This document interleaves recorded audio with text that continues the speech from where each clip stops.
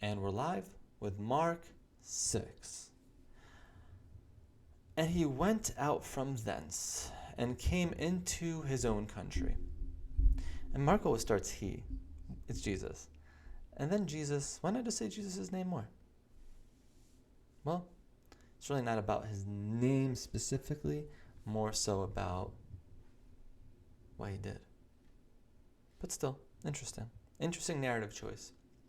And he went out from thence and came into his own country, and his disciples follow him. And when the Sabbath day was come, he began to teach in the synagogue. And many, hearing him, were astonished, saying, From whence hath this man these things? And what wisdom is this which is given unto him, that even such mighty works are wrought by his hands?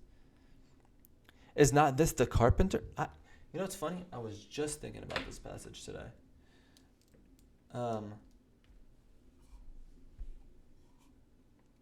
Like I was thinking about Jesus in terms of something else, but it kind of related. I thought of something else that related to Jesus, and I was like, they just thought about Jesus. And sometimes there might be people in our lives that make us think this way.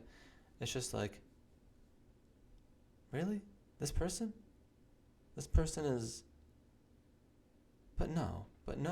Like, that's how they were treating Jesus. This person, Jesus, he came from, we've seen him since birth. He's just, it should be average. There shouldn't be anything extraordinary coming from this man. But there is. So that's kind of their sentiment. Like, Jesus, really? Look what they're saying. Is not this the carpenter, the son of Mary, the brother of James, Joseph, Judah, and Simon?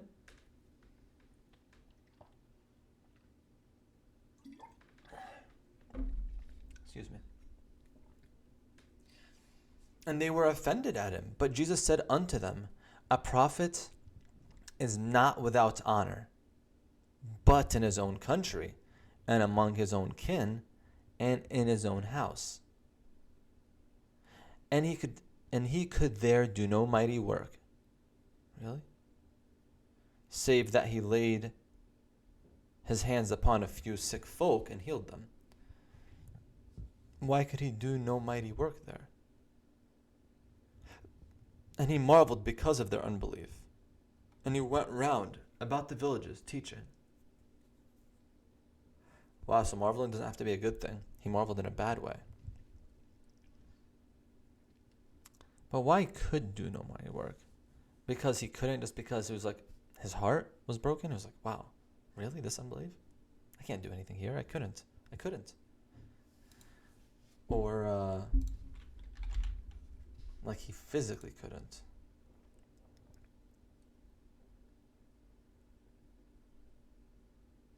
He was amazed at their lack of faith. He couldn't. I mean, obviously this doesn't mean Jesus can only perform miracles when you believe, and otherwise he is powerless. That would be silly. He called them, because I'm sure there was people that did not believe that he showed miracles too, right? I mean, think about Paul. He was not a believer, and miracles he was shown. So, or when he was Saul at least. And he called unto him the 12, and began to send them forth 2 by 2, and gave them power over unclean spirits. So they didn't just have this power from before. It had to be given them. And commanded them that they should take nothing for their journey, save a staff only, no scrip, no bread, no money in their purse, but be shod with sandals, and not put on 2 coats. And he said unto them, In what place soever ye enter into an house, there abide ye, there abide till ye depart from that place.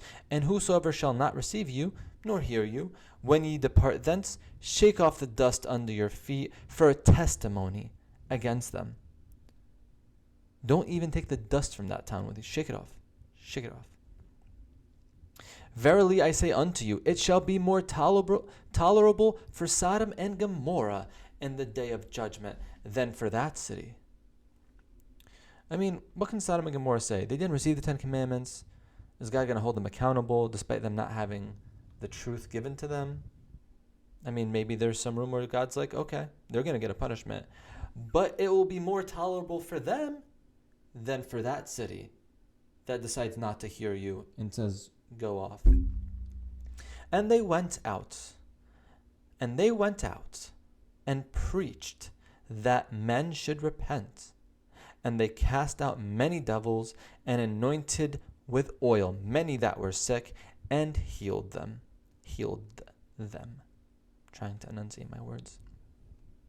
And King Herod heard of him, for his name was spread abroad, and he said that John the Baptist was risen from the dead, and therefore mighty works do show forth themselves in him. So look at that. What did they do to John the Baptist again? They killed him. And now they call Jesus the resurrection of John the Baptist. What are they going to do to Jesus? You know, they're like almost setting it up, like a campaign against him. Others said that it is Elias, and others said that it is a prophet, or as one of the prophets. But when Herod heard thereof, he said, it is John, whom I beheaded. He is risen from the dead. For Herod himself had sent forth and laid hold upon John, and bound him in prison for Herodias' sake, his brother Philip's wife, for he had married her. For John had said unto Herod, it is not lawful for thee to have thy brother's wife.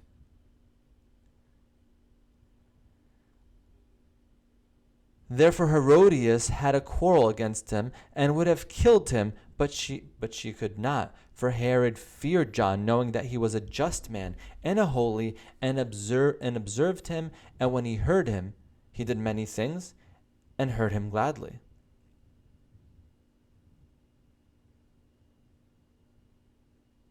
So Herod, I guess, liked him, despite him being a horrible human being.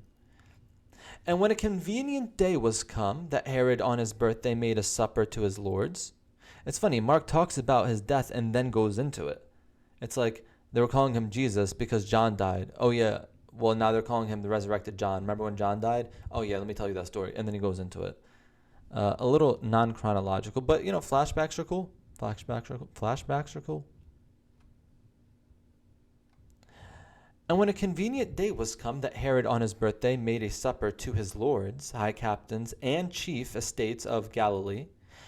And when the daughter of the said Herodias came in and danced, and pleased Herod, and them that sat with him, the king said unto the damsel, ask of me whatsoever thou wilt, and I will give it thee. And he sware unto her, whatsoever thou shalt ask of me. Let me just mute this very quickly. Whatsoever thou shalt ask of me, I will give it thee, unto the half of my kingdom. And she went forth and said unto her mother, what shall I ask? And she said, the head of John the Baptist. And she came in straightway with haste unto the king, and asked, saying, I will that thou give me by and by in a charger the head of John the Baptist. And the king was exceeding sorry, yet for his oath's sake, and for their sakes which sat with him, he would not reject her. And immediately the king sent an executioner, and commanded his head to be brought. And he went and beheaded him in the prison, and brought his head in a charger, and gave it to the damsel, and the damsel gave it to her mother. And when his disciples heard of it, they came and took up his corpse and laid it in a tomb. That's sad. Well, I mean, I guess as a king of the time, you're like, oh, you want somebody's head? Hey, no problem. As long as it's not like my immediate family. Sure. You want his head? I like John the Baptist, but fine, have it. It's so easy for them to kill. I mean, you'd want to think Herod's a good guy. Oh, he liked John the Baptist. He's a good guy. No. Just like, I mean, no need to make an analogy really, but reminds me of the Persian Empire and how they treated the Jews. They liked the Jews a lot, but then, you know, there's a story that happened. I forget what book it was. One of the Minor Prophet books, I think. And the apostle or maybe one of the major ones before that. And the apostles gathered themselves together unto Jesus, and told him all things, both what they had done and what they had taught. And he said unto them, Come ye yourselves apart into a desert place, and rest for a while. Desert place. Yeah, it's not a desert place, it's desert place. Like deserted. But it sounds like dessert, like that you want to eat. But a dessert place, and rest a while. For there were many coming and going, and they had no leisure so much as to eat. Really? Because the show Chosen makes it seem like I had a lot of leisure time. And they departed into a desert place. And they departed into a desert place by ship privately. And the people saw them departing, and many knew him, and ran afoot thither, out of all cities, and out went them, and came together unto him. I saw them departing. So I have to read that again. Somebody's knocking on my door. Like a silly person. And the people saw them departing, and many knew him, and ran afoot thither, out of all cities, and out went them, and came together unto him. And Jesus, when he came out, saw much people, and was moved with compassion toward them, because they were as sheep not having a shepherd. And he began to teach them many things. And when the day was now far spent, his disciples came unto him, and said, This is a desert place. It's so weird. I just want to read it, desert. This is a desert place, and now, like they want to say deserted, but it's just desert. This is a desert place, and now the time is far past. Send them away that they may go into the country round about, and into the villages, and buy themselves bread, for they have nothing to eat. He answered and said unto them, Give ye them to eat. And they said unto him, Shall we go, and buy 200 penny worth of bread, and give them to eat? He saith unto them, How many loaves have ye? Go and see. And when they knew, they say, 5 and 2 fishes. And he commanded them to make all sit down by companies upon the grass, the green grass. Green grass, really? In Israel? Wow. I thought it was kind of like Jordan. I didn't imagine there was green grass, or a lot of it. And they sat down in ranks by hundreds and by 50s. And when he had taken the 5 loaves and the 2 fish, I don't want to rush through the story even though I know it. And when he had taken the 5 loaves and the 2 fishes, and looked up to heaven, and blessed, and brake the loaves, and gave them to his disciples to set before them. And the 2 fishes divided he among them all. And they did all eat, and were filled. And they took up 12 baskets full of the fragments, and of the fishes. And they did eat of the loaves, and they that did eat of the loaves were about 5,000 men. Now, remember, 12 baskets. Baskets are pretty big, right? Imagine we just had to take whatever we started with. 5 loaves of bread and 2 fishes. How many loaves do you? Go and see. 5 and 2 fishes. I mean, unless 2 means 2 million fishes, but pretty sure it means 2. So 5 plus 2, what do you guys think? Yes, 7. 7 would not even, if you put each of those 7 things in an individual basket, it would not fill them up. But they have 12 baskets, not only 7, 12 baskets full of the fragments and of the fishes. It's just like you break it in half, and it expands into the same size. So it's just like you don't even realize that you break it. You're like, okay, I have half. By the time you hand it, that piece, and you go back to your own, and that piece was even larger than the piece you started with. So you're like, well, I have more here. Take some. And then that piece is still, it's just crazy. Everyone just duplicates. What a miracle. I mean, that on its own is like... And straightway he constrained his disciple to get into the ship, and to go to the other side before unto Bethsaida, while he had sent away the people. And when he had sent them away, he departed into a mountain to pray. And when evening was come, the ship was in the midst of the sea, and he alone on the land. And he saw them toiling in rowing, for the wind was contrary unto them. And about the 4th watch of the night he cometh unto them, walking up upon the sea. So wait, he waited till the 4th watch? Hold on. Toiling and rowing, and wind was contrary unto them. And about the 4th watch, it's like almost like there's multiple watches, of the night he cometh unto them, walking upon the sea, and would have passed by them. But when they saw him walking upon the sea, they supposed it had been a spirit, and cried out. For they all saw him and were troubled. And immediately he talked with them, and saith unto them, Be of good cheer, it is I, be not afraid. And he went up unto them into the ship, and the wind ceased, and they were sore amazed in themselves beyond measure, and wondered, for they considered not the miracle of the loaves, for their heart was hardened. They didn't even consider the loaves. Hello?